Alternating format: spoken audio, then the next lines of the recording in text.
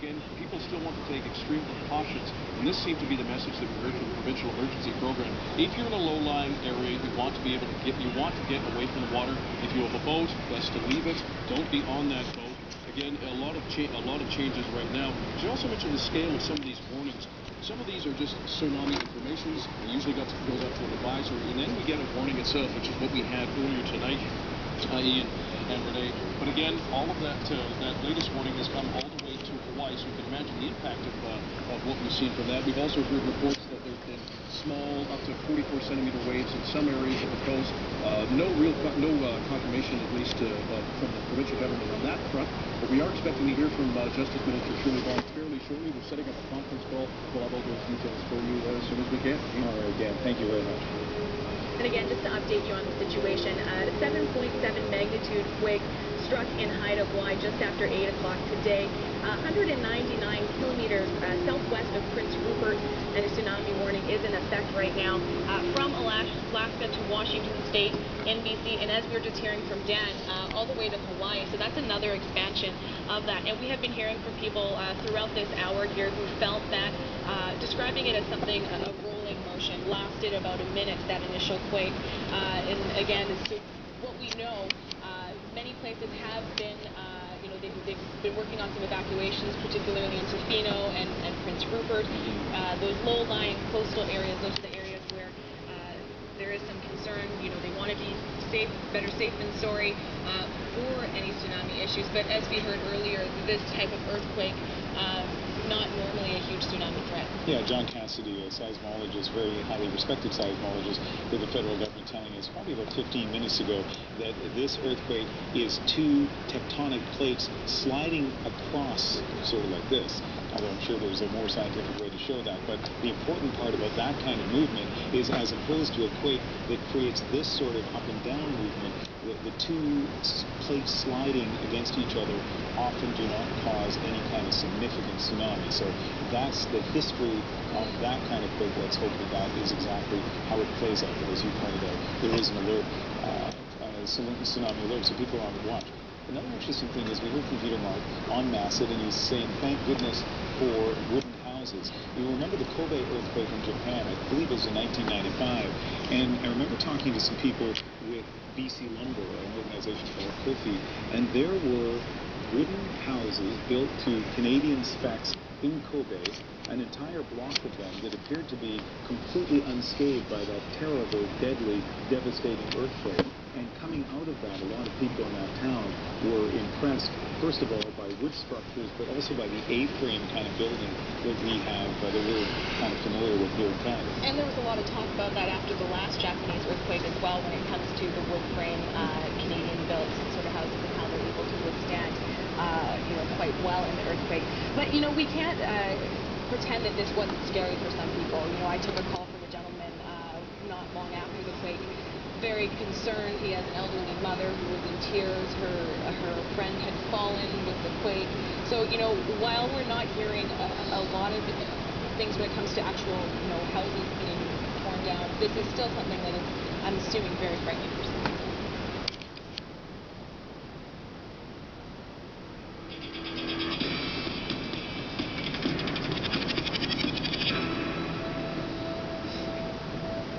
You're watching live coverage on CBC News Network, CBC Television here in British Columbia, and also listening in on CBC Radio.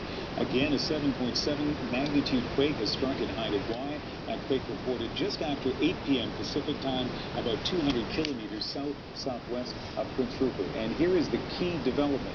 A tsunami warning is in effect from Alaska to Washington State. In other words, all the way up and down the British Columbia coast. As we've been telling you, as alarming as that sounds, the history of this kind of earthquake is not normally connected with a big tsunami effect. But still, that alert has been put into effect, as Renee Filipponi was just saying.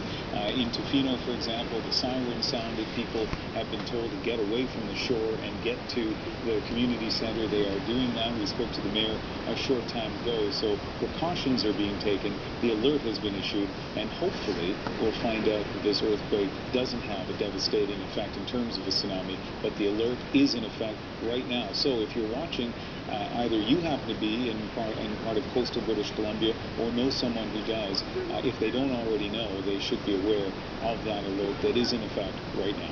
And the mayor, Tofino, had mentioned 500 people have actually left their homes, the hotels that are on the coastline there, because of these concerns. Same goes for up in areas of Prince Rupert. We spoke with the CBC's Alicia Grabinski, who's up there, saying that they've, got everyone off the marinas, off the port. The Port of Vancouver has sort of evacuated those areas in the coastal regions because of these concerns that there could be a tsunami. However, we're just hoping that obviously is not the case. But there have been reports of larger than normal waves in some areas that people have seen at this point. But now it's just a watch to see how long this tsunami warning remains in effect. It is 19 minutes before 11 o'clock Pacific time, and let's bring Dan Burritt in once again. He's been watching developments for us live here in our newsroom. Dan. Ian, we've actually just confirmed from Emergency Info BC that in fact a 44-centimeter wave was recorded at Langara Island, which is on the north tip of Haida Gwaii. That's where those very popular fishing lodges are, and people go up there to fish and spend a lot of money. So we've had that 44-centimeter wave. You're looking at a few feet there. We've also had an update from Emergency Info BC, just looking at it right now. And we have a tsunami advisory has been added for a few areas. They call it Zone C, but this is where it is. The outer west coast of Vancouver Island from Cape Scott to Port Renfrew. We also have in Zone D, which is in the Juan de Fuca Strait from Georgia River to Greater Victoria, including the Sandwich Peninsula. So you can imagine the scale of what it was. And as you've mentioned to our audience, we're seeing that warning all the way from Alaska, all along BC's coast, all the way down to Washington State. As I mentioned a few minutes earlier, we also had a tsunami warning for Hawaii. You can imagine the scale of this, the sheer volume of that water that may be moving. Again, the latest report we had in terms of the size of a wave, 44 centimeters, just a few feet at the north tip of Haida Gwaii, Langara Island. Yeah.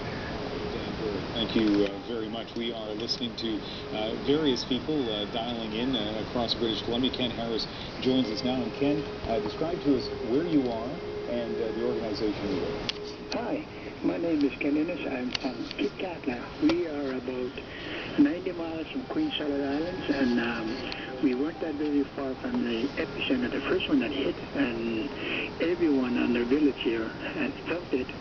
And for those of you that do not know, Kitcatla, our original name was Kitcatla. We are the oldest continuously inhabited community on the coast, and we are known as people of the saltwater. And we've had all kind of situations that we've gone through, all kind of storms, everything. And when the earthquake hit, it is a very different kind of a feeling. There was a lot of sort of wonder what was going on, a bit of fear. The elders were worried. Young kids were crying, and immediately we put out our emergency response team, our Kitcatla emergency response team. We put them out into operation. We all gathered. We were all mobilized. We have about 40 members right now that are all on standby. We have all specific jobs to do. We went with, we have first responders, our Kitcatla Fire Department, our Coast Guard, our Public Works people, nurses, Kitcatla Band Council members, all part of the team. We all have specific jobs, and the whole thing has been mobilized and utilized, and we're looking after our community. We have, we're prepared for up to 72 hours plus if we need to be self-sufficient. We have community members that have generators ready in case of a power outage. We have water supplies being prepared. We have our own water filtration system. So we have been sort of waiting for this to happen. We knew it was coming. We didn't know when, but when it came tonight, we are right now mobilized, and the whole plan, emergency response. Ken, we want to talk to some more people, but let me quickly ask you a couple of questions. First of all, your experience actually with the shaking. Describe to me what you felt when this earthquake hit. What I felt when the earthquake hit was kind of, I sort of couldn't believe it is the earthquake. I felt the shaking, everything was moving, and I said, oh, man. Yeah, it was kind of a little bit of a shock for me in a way, and people were wondering, sort of couldn't believe that it's really an earthquake, but there was, it has gone on for about 20 to 30 seconds, and we knew right away that it is an earthquake, so we started preparing, bracing ourselves, and we were kind of sort of like in awe, sort of amazement that it finally came. Yeah, and that's absolutely understandable. And let me ask you one more quick question before we move on. You talked about the impressive response that you have prepared there, but it's been almost, I guess, 3 hours since the earthquake. Have you had to have any emergency response there? I know you're ready if needed, but it sounds like you haven't been needed yet in terms of going out to help anyone. No actual calls have come in for help? We've actually been right on the ball. We've been mobilized, and we've moved everyone in the low areas down along close to the water line. They're all moved up to higher grounds, up to 40, 50 feet above sea level. So all the elders, all the people are all in different houses now. The whole community is working together. But no reports, certainly no injuries or reports of significant damage, it sounds like? At this moment, there's absolutely no report of any injuries, just a bit of fear, crying, and no significant damage. We are monitoring everything, our fuel station, the water line. We're watching closely for a tsunami, and we are just going through protocol. And describe to me, just before we let you go, exactly where your community is in relation to other places on Haida Gwaii? We are about 90 to 100 kilometers away from Queen Charlotte Islands. We can see Queen Charlotte Islands on a nice day from here. Mm-hmm. So we know that it's very close, and we know that the San Andreas fault line is not very far. So we are preparing in case things get worse to be ready. We have the whole community emergency response team here, like the first responders, fire department, Coast Guard, Public Works, the nurses, the Canadian Rangers, all part of the team all know the role, and we are preparing for the next step. Okay, Ken Innes, thank you very much. And the headline there, I think, is that, first of all, another person who felt the shaking found it quite disconcerting, as you would expect, but at this point he has a lot of rescue resources that have been mobilized, but as you heard, just about 100 kilometers away from Haida Gwaii, no reports of injuries that have come into his office, and you'd think you'd hear that from his community. No reports of damage, so that's pretty good news. Yeah, which is all great, and it also speaks to what I had mentioned earlier, the isolation of some of these communities, and you can tell that they are prepared for this. You know, he was saying 72 hours of self-sufficiency they have to be ready for. They have a game plan because, as everyone knows, this is an earthquake area, and we do have these issues we have to worry about with tsunamis. So just again to remind everyone, it was a 7.7 magnitude quake. It struck on Haida Gwaii. Now the quake was reported just after 8 p.m., 199 kilometers southwest of Prince Rupert. A tsunami warning is in effect from Alaska to Washington State, and that tsunami warning has now been expanded all the way to the state of Hawaii. And the good news continues. In Sitka, Alaska, that was at one point part of this tsunami alert.